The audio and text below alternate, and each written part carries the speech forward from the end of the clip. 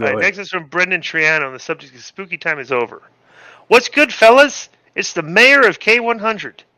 So I've always been a fan growing up of The Undertaker. I love the spooky stuff and the element of fear he presented as a character.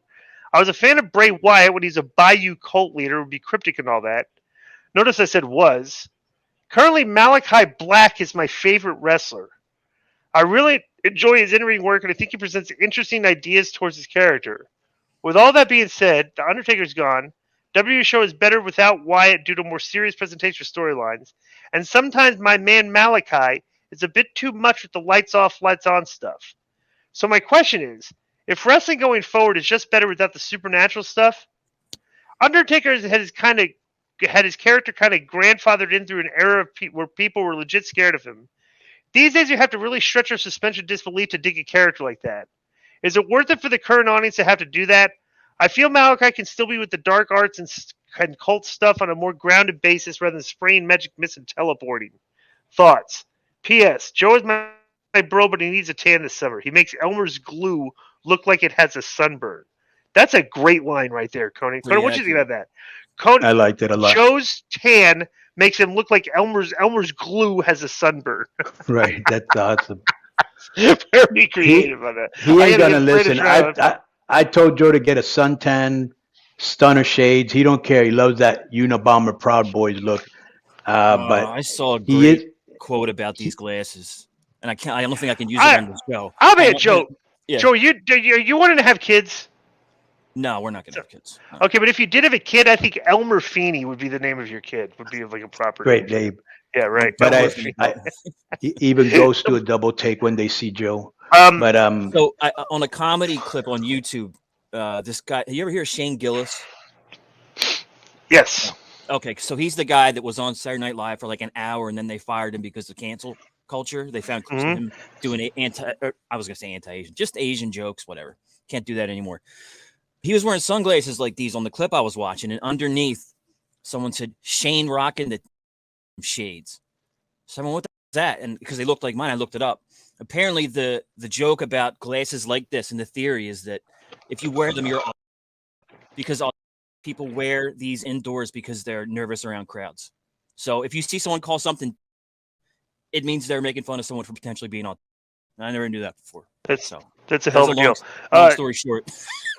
for this question, what might this do? It's very, very. I think what people forget about Malakai Black. Now, I don't do drugs though, just weed.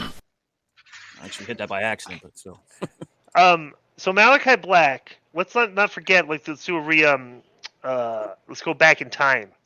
Remember when Malakai Black came into AEW? Joe, do you remember?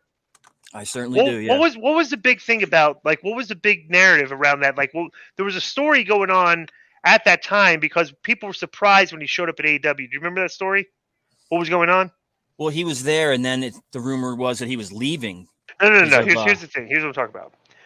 WWE had literally invested 4 weeks worth of vignettes. Oh, okay, yeah. To build up his character, and then they let him go.